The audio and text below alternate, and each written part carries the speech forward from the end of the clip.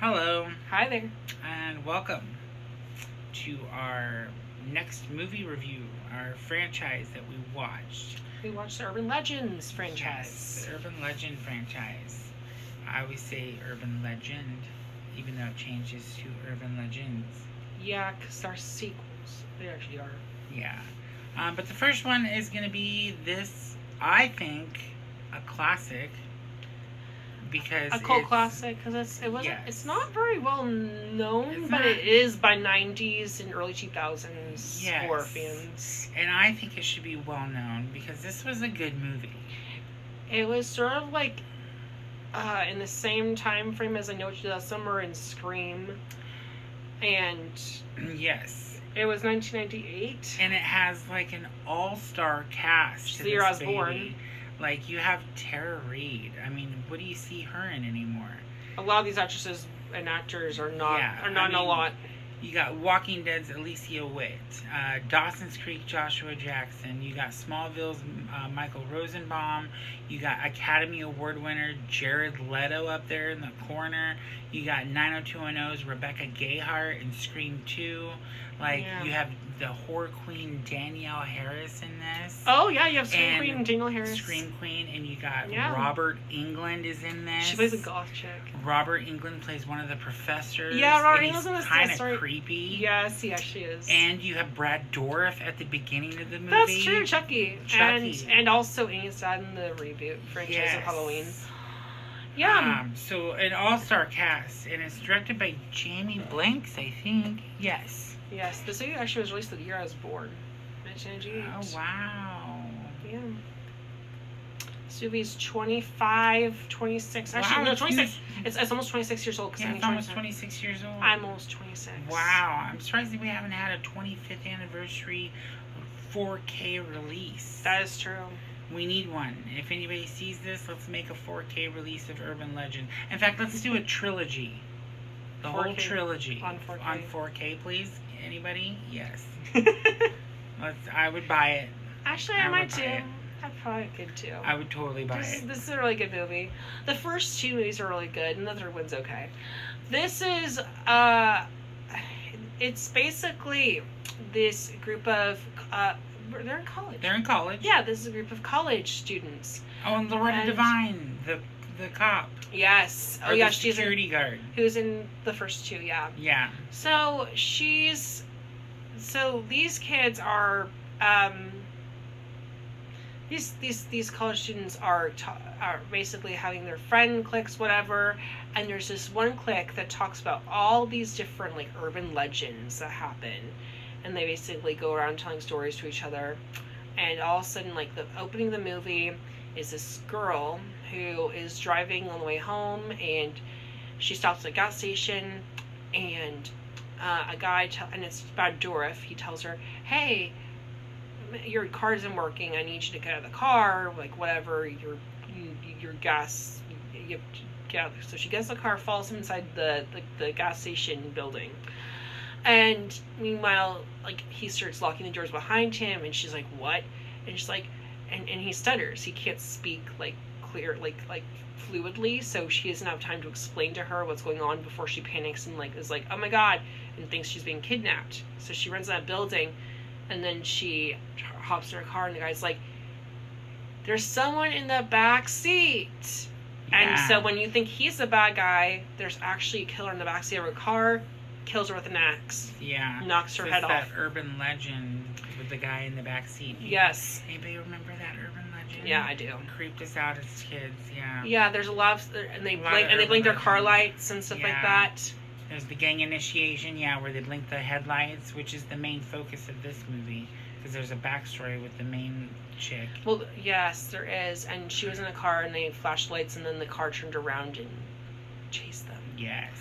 And then it just proceeds to go into their Different urban legends, and then all the kills somehow all the kills. seemingly all have to do with some sort of urban Urban legends, legends. but there's a twist on every single one of them. And this is the only movie that I think fully does each kill as an urban legend. Number 2 did a few. But a lot of some of and the kills number went to 3 did a few, but not all the kills were urban legends. That's true. This one, I think every kill is an urban legend. Yes. And which is really devoted to the writers. And the thing that makes me interesting too is it's not exactly the way you remember hearing the story told. There's always a little twist in each kill. Yes. Like, they do it differently to make the characters think it's going to happen a certain way eventually once they start to catch on, but then the killer changes it so that way it's not exactly what you think it's going to be. Like, one of my favorite kills is the one where the boyfriend's hanging by the car and she hears the scraping on the roof and she freaks out. Yeah. Roof. Nebraska. I'm from Nebraska, okay? That's funny. No, I just think it's funny. Yeah, the roof. Whatever. Well, hey, whatever, I get it. They get you. They scratch on the roof. And yeah, and there's that one. And then there's the one... they turn the pop rocks. So there's one in the classroom where they're talking about, like, there's this one girl, and yes, we de-spoilers in this video, so we'll talk about her again later. But she goes up and she's basically like talking and making jokes during the class lecture. So Robert Englund, the professor, has her get up and says, "You'll probably survive." So he gives her some Pop Rocks. He's like, "Have you ever had these? You know what they do, right?" She's like, "Oh, they crackle in your mouth." And then he gives her a Pepsi. He's like, "Do you dare do it?" And she's like, "But the kid died in that like commercial." And he's like, "What if I told you?" Yeah, Mikey likes it. And what if I told you this is Mikey likes it now? And he like shows a picture of him like all grown up and he's fine. And so another kid does it and then pretends to like die after having the Pop Rocks in the soda, and then ends up being fine. But later, that one of the other kills in the movie, that's how their kill comes up, is a guy has like something go in his mouth, and then like he has liquid Drano poured down his throat via a friggin' like a funnel. It's a beer bong. It's a beer funnel, I think. A beer funnel. Oh my god, because they're at a party and it's so fucking... Yeah, beer funnel, yeah. And then forces him to chug the liquid Drano and then dies. They pour the Pop Rocks in there first. Yeah, Pop Rocks and then liquid Drano. And then they pour the Drano. Yes. Ooh, those would pop. Yeah. Oh, yeah. And then fucking kills him. Yeah. So he's dead. But yeah, and then there's the kill. One of the best, I think, chase scenes. That kill is gnarly. In a horror movie, like in the 90s. Like a 90s chase scene. Tara Reid had at the radio station. Oh, yeah, that was a good scene, too. That was a good chase scene.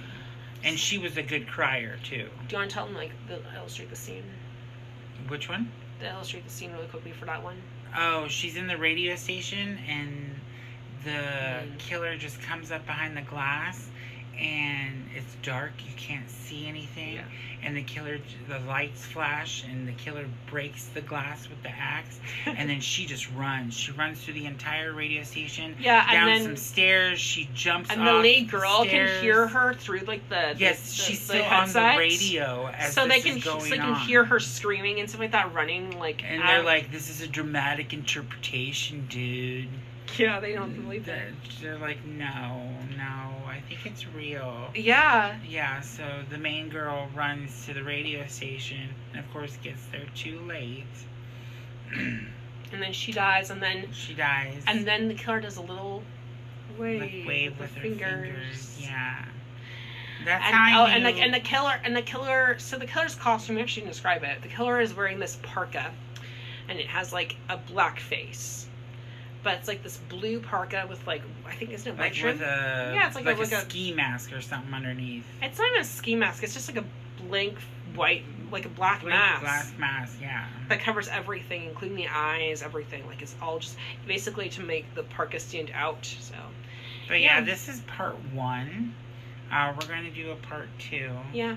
We'll do a part 2 real quick, and then we'll watch the next movie. Kind of go over the killer and all that stuff in the next video. Stay tuned for part 2 of Urban Legend. Stay tuned for part 2.